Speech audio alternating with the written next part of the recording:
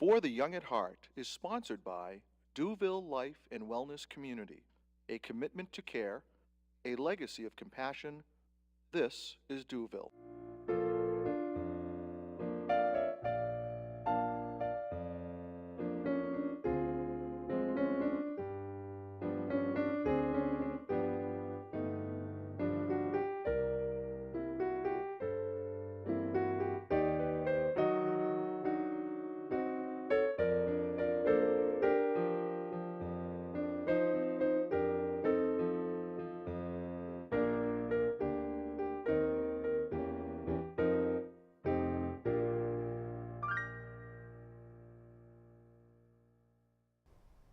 Hello, welcome to For the Young at Heart.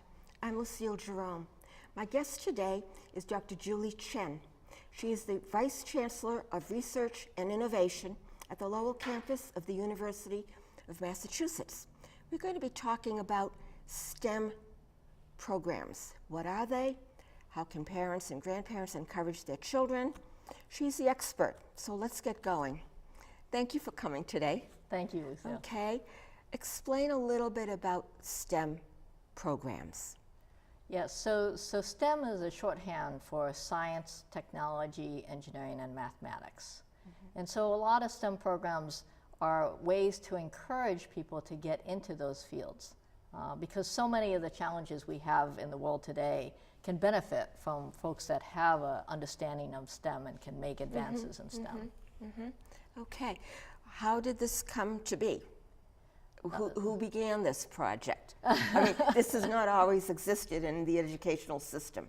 Well, in formal ways it hasn't. Certainly education, when it even started, right, if you think about it, it's all about figuring out the world around you, right? Yes. So much of that is STEM. We probably didn't call it that. We didn't call it that. I mean, sometimes people don't realize that, you know, as a baby, as a young child, when you're exploring the world around you, in many ways, you're using the skills that we talk about when we talk about STEM.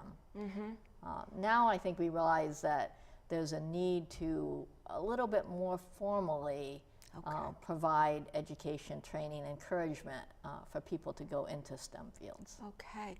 So this is a more formalized version of what was going on before. Okay. And it's a national program, isn't it? STEM and there are many, yes. So there are many different STEM programs that are, some are funded by the federal government, some are funded by the state, some are funded by private foundations, and a lot are, you know. So one of the things that I think is important is to recognize that we need a lot of different variations. So there's not one sort of perfect program out there. So this is not a one-size-fits-all. Not a one-size-fits-all, right. Okay. So could we explore a little bit about what you do and then explore maybe some other alternatives? Should we do that a little bit? Sure. Okay. So let me first say it's not what I personally do. A lot of what I'm talking about are projects that faculty at UMass Lowell are involved with. And a lot of times what the projects are is that they work closely with teachers in K through 12 to provide, in many cases, content. So maybe 10 years ago, there was a lot of excitement about nanotechnology. What is nanotechnology? And because of that excitement, the teachers could use that as a way to maybe get the kids interested in STEM. And so a lot of times with the programs, we have our faculty that work with the K through 12 teachers providing content, working with them to provide demonstration, hands-on experiences, so the kids can get a feel for what is this stuff. Yes, what is this stuff? And of course, the education faculty help in understanding, you know, how do you convey this knowledge in a way that the kids at a certain age level will appreciate it. Depending on their age level. Yes. Right. Yes. Okay. Very much so. So they might be building something together. Right. Okay. Right. And then see a finished product. Yes. And then write about it? Yeah, And then definitely. and definitely write about it. Definitely, because it's all integrating, right? I Right. mean, one of the things we do is, even at the college level, right? We tell our students, Mm-hmm. it's great that you might have a brilliant mathematical mind, but if you can't communicate it to anybody, Exactly. nobody will know, right? So Exactly. communication is an important piece Okay. of that. Okay. So, and you've been doing this how long? I mean, this is your passion. Yeah. I mean, I can tell this is your passion. How did you get involved in this? Yeah, that's a great question, because I sometimes look back and say, why did I get into engineering, right? And it's fortuitous in many ways, right? I remember in school, right, high school, middle school, I liked a lot of different things, right? I was in Model UN, mock trial, I did sports, right? And I remember it was one, I think it was a teacher or a guidance counselor who said, oh, you did well in math and science, you should consider engineering, right? I had no idea what engineering was, but I was Okay. like, okay, I'll look at engineering. And, now 30 years later, I've been doing engineering for all those years and Okay. have really loved it, so. The importance of a teacher, the importance Yes. of that mentor Yes. at any age. Yes. Right. Very important. Right. I mean, I think we don't realize sometimes how, a few people sort of encouraging and saying, hey, you might want to look at Right. that. Right. Because one of the things you realize is that most of the time we don't know what we don't know, right? right. So Right. kids see careers on TV or on their phone, right? They see athletes, they see doctors, they see lawyers. They don't see that many science and engineering career paths. Very good point. Good point. They see the glamorous things. They see the public Yes, visions of things, but they Right. don't see how, they don't even know how they got there.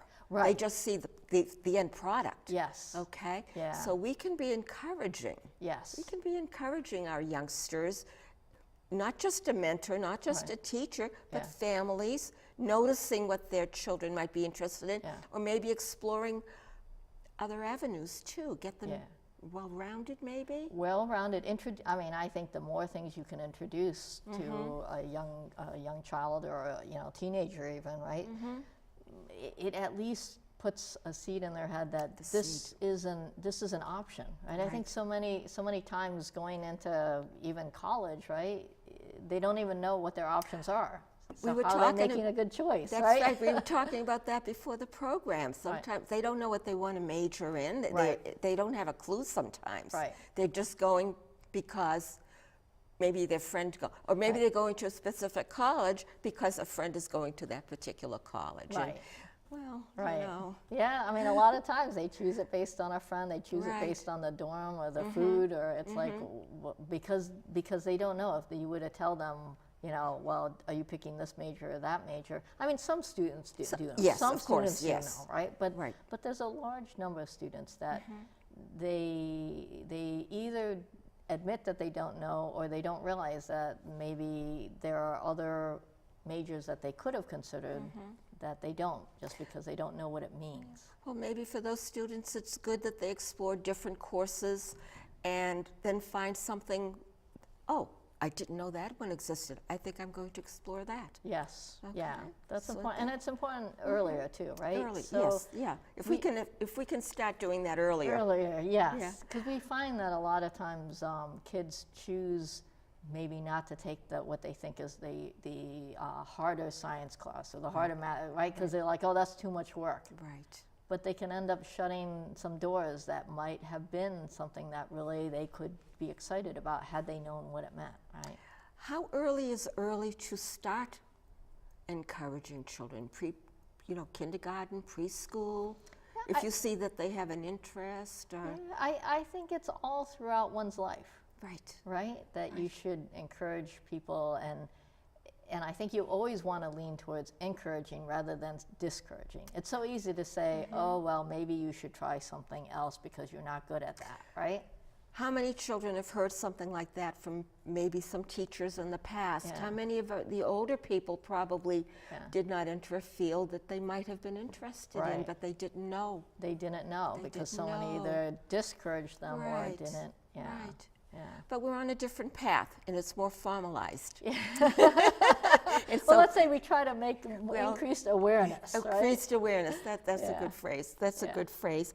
And we talked a little bit about different activities in Yeah. the age levels. So Yeah. you're working with psychology also Yeah. in the developmental needs of the children and the teens Mm-hmm. to help them put together something for themselves in the future, right? Yeah, so some of the psychology faculty definitely look at, along with the education faculty, right? Look at learning. Right, How right. do we learn? How Right. do we integrate things? What about the environment affects our learning? Right, right. And then we do have faculty also in psychology and in other departments that look at. We talked about, girls and minorities, Yes, right? The right, gender and the right. minorities, how they are oftentimes discouraged in a. Sometimes it's very obvious, right? With all the news these days, sometimes it's very obvious, but Sometimes it is. Sometimes it's actually a repeated, subtle discouragement that can sometimes be even more negative than a blatant one, which you can recognize and say, "Oh, that was just Right. someone who is, Right, yeah, right. who is biased." Well, I mean, there was a time women teachers or librarians or nurses. Or nurses, right? Right? That was the only it. thing you could think of as a Really, career, right? really. And probably there was a natural instinct for a lot of women to Yeah. maybe be reared that way. Yeah. But how many were then not encouraged, nurse versus doctor? Yeah. Yeah. Okay. Right. You know? Right. It- And the other thing is, even if you say right now the medical profession has over 50% women, right? Because I Right. think there is that natural interest in helping people. right, right. The right. thing that sometimes people don't also recognize is, the scientist or engineer that created the MRI machine that images your brain Right. is helping people in a big way, right? right. The one that creates the stent, right? Exactly. Those are all science and engineering Exactly. careers that have a big impact on helping people. So, but people think of the helping. They don't think of that as a helping profession. Right. So that's another, almost like a bias, if you Right. really want to think about it. Right, right. They have this image of somebody, Yeah. in a lab all by themselves, Right. in a corner. Exactly. Exactly. But there's helping there. Yeah. They're doing it in a different way from the nurse or the Yes. doctor, Yes. who needs that MRI machine. Right. Without that MRI machine, they cannot do some diagnosing. Right. Okay. Right. So again, it all works together. It all works Those four together. categories work Yeah. together. Yeah. Okay, The other yeah, thing that I think is nice about that is the STEM fields now are becoming more and more of what they call team science. Okay. It's true that many years ago, decades ago, right, there was some truth to the individual person in their individual office or lab, doing a discovery. But more and more now, in order to really create those discoveries, right, cures, designs of instruments, it's a team. It's a Teamwork, teamwork. team effort. That's Right. So it's Right. not really an isolated environment anymore. Well, was it ever really isolated though, or was that the image people had about it? Yeah, it probably was the image. You know, because I mean, you could be alone in your lab. Yeah. Let's play it out a little bit. yeah. You could be alone in your lab, but you still have to confer with somebody else. Well, this is what I saw. What do you think? Right. And then they would do that. So there had to be Yeah. something else. Yes. But one person might get the credit. Yes, and that's a very important thing, because we know historically there's Right. lots of examples Right. where, in fact, there were a lot of women that helped out in Yes. great discoveries, but they didn't get the credit. Yes, that's right. That's right. Yeah. Okay. Well, let's go back to women and minorities, though, Yeah. because we see that today. Yeah, This it's is not still a in the problem. past. It's Yes. still a problem. Still a problem. What are some of the ways that we can work around that somehow? Yeah. Because there's the environment sometimes that doesn't help. There might be some school systems that might not Yeah. help. So what are the avenues? How do we try to pull that together? Yeah, that's an excellent question, and it is something that some of the faculty at UMass They Lowell are are. working Oh, at too. yeah. It's as with everything, it's not one solution. I think a big part of it is the environment. So there's something to be said for critical numbers. So if you're, we've heard stories, right, of one girl going into a robotics club, you know, in 10th grade and she's the only girl in the room, right? Yeah. How long is she going to stay in that Exactly. room, right? I mean, yes, Exactly. if she's really gung-ho and that's totally what she wants to do, she'll stick it out, Right, right? right. But if she was sort of, I could do this, I could do that, there's a tendency to be discouraged Right. because right. of the environment. Well, plus the wanting to belong.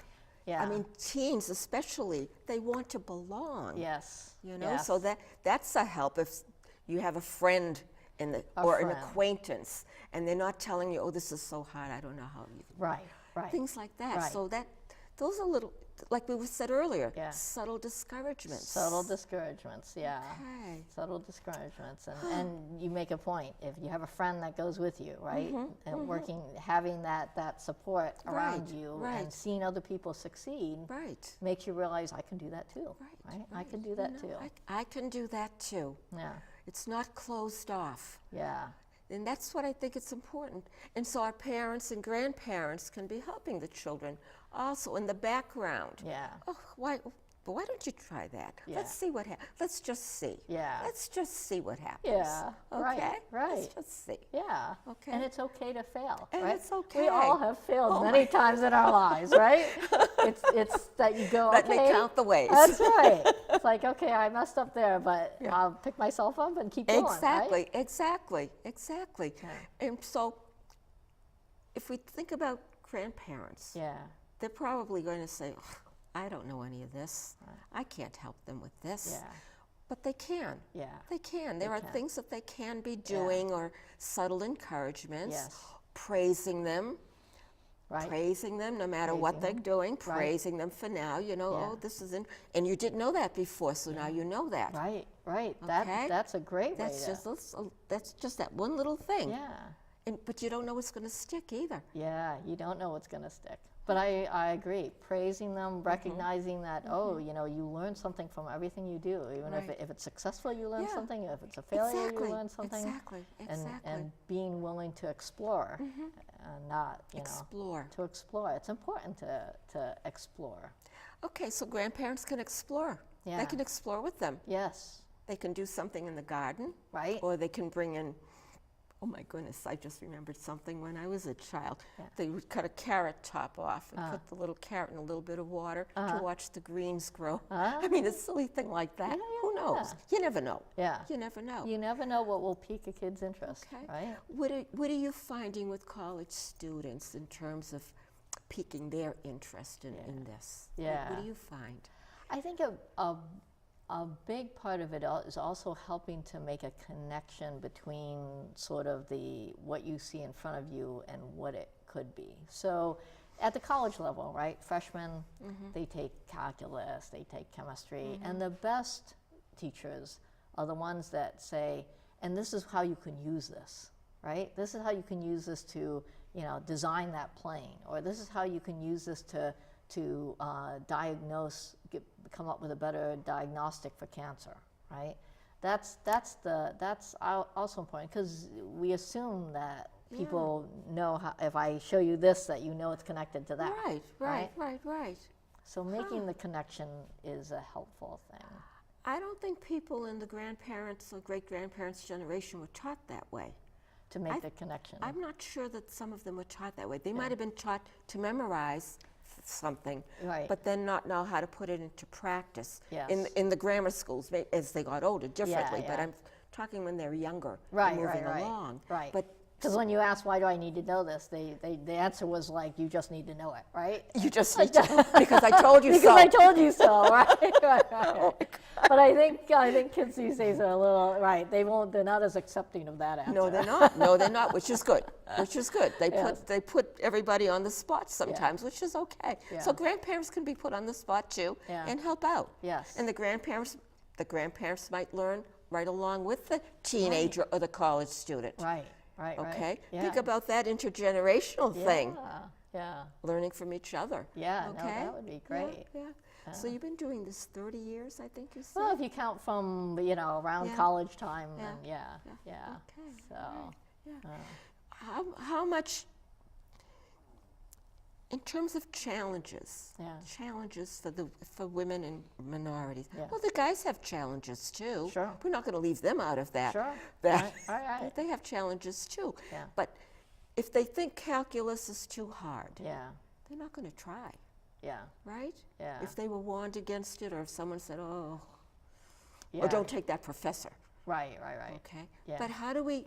Again, it's encouraging to give it a try. It's always going to be encouraging them to give it a try. Is Right. that what you're saying? Give it a try. That's the bottom line? Right, and don't worry, again, don't worry if it's the first time you fail, right? Because as we said, Yeah. it's having some persistence and understanding.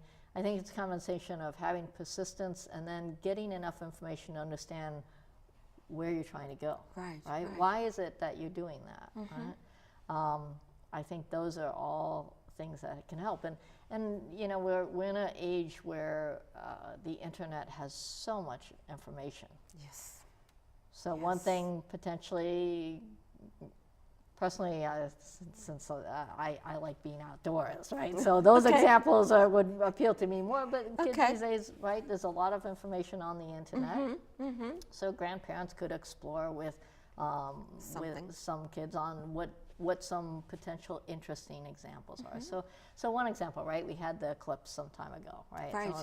That's a great time where I think a lot of people took advantage of that to now look up some stuff of, how often do we have the eclipse? What causes the eclipse, right? How do we look at that without, because we all knew that thing about you're not supposed to look at it. That's right. Right? And That's why right. is that? So there's a lot of interesting things that can come out of starting that conversation with a younger child or even, a teenager. Right. Or look at the constellations at night. Right. Things like anything. Yeah. It could be anything. It could be anything. It could be anything. That's right. All right.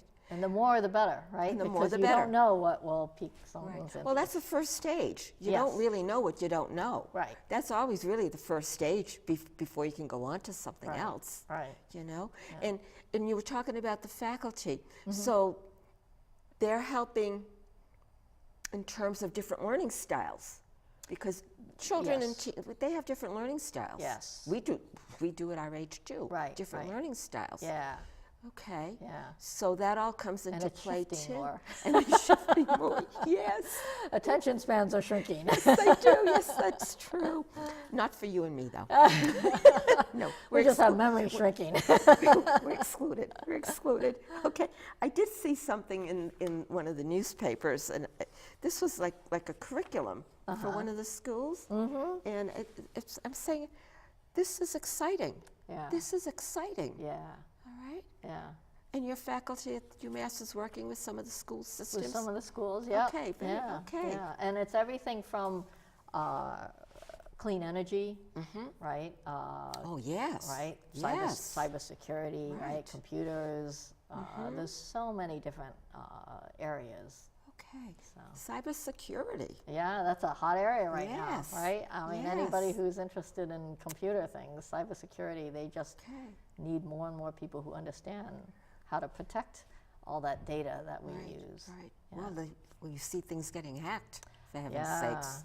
Yeah. Wasn't there some department stores or Oh, yeah, computers lots or of- whatever? Right. So that now for students interested in that, Yeah. the youngsters. Yeah. My grandson is very interested in computers. He helped yeah. fix something for me, Yeah. actually. But what I'm thinking of is, if they've already got that interest sparked now, Yes. they can pursue that along with some other things too. Who knows what they may discover someday? Yeah. Yeah, no, that's right. Because computer, if you're obviously so many things now are Oh my gosh. interfaced with Right, computers, right? right, So right. everything from you need the computers to send the rover to Mars, right? You need the computer to do the diagnostics and image analysis, right? Right. You need computers to pay these days, right? You Pay for need the- things. You need the computer. There's a computer chip in your key Yes, for the car. right. Okay, and if you lose that key, they have to make another whole computer chip for that particular car. Right, I mean, right. so it's everywhere. Yeah, Everywhere. everywhere. Yeah. Oh my goodness. I'm so glad you came. This is so exciting to know what's going on in the field for our children and our grandchildren, for our teenagers. Yes. And if we can spark that interest Right. all along, Yeah. you know. Yeah. You see that. You see that every day. When you're at the university and you're working around, you must have your eyes and ears open to everything going on, right? The best part of my job, actually, is getting a chance to talk to the faculty and students, because they're working on so many amazing things. Yeah, Right. I mean, they're working on the robotics folks are trying to understand how to help folks who need either prosthetic or who have assistance with walking and then you've got folks in we talked about space, right? Who are and constellations, who are trying to understand how do we better both look outward and use satellites to look at what's happening to the Earth, right? So there's so many exciting things going on. And so UMass Lowell is one of the key universities in these multiple areas. I'm assuming correctly. Yeah, there's some excellent faculty, and the students get to work side by side with them. So they're constantly exploring, right? Okay. So they're doing hands-on and they're being mentored without even really using that word, right? Really. But they're working together. There's the teamwork that you were talking about. Yes. That's the teamwork. So a lot of times, and that's where we're also trying to have some programs where maybe you have some high school students that get to come in, work with the undergrad, who's working with the graduate student, who's working with the faculty members. So you have that intergenerational team in many ways. Okay, all right. We're actually going to be winding down shortly, believe it or not. I'm wondering, this is such a broad area, okay, and we really are only able to touch on some things. What do you want our audience to know most of all? Like, what are the 3 or 4 things you would want the audience to know about this? From your perspective. Yeah, I think the one thing that we definitely talked about a lot is that encouragement, that you don't have to yourself be a scientist or engineer to encourage a kid to go to consider science and engineering, right? And it's all about thinking more about encouraging to explore rather than discouraging from any path, right? I mean, there's so many. Why do we close doors sooner than we have to? Right? Why? That's a good research study. Yeah. That would be a good reason. Why do we discourage rather than encourage? Rather than encourage. Yeah. And to encourage that people's impressions of STEM and engineering and science is actually very different, I think, from what the reality is today. That it's not that, as we talked about, it's not that lonely scientist sitting in their lab by themselves, that it's creating solutions for medicine and for energy and for the environment and really making an impact in the world, but as part of a team. Right. Part of a team, and maybe the media can do a little bit to encourage that. Maybe there need to be a couple of programs about people working together in the science field, things of that nature. Yeah. I'm so glad you came today and helped to explain some of what's going on, and thank you so much. I truly appreciate this. Oh, thank you for having me, Lucia. You're welcome. You're welcome.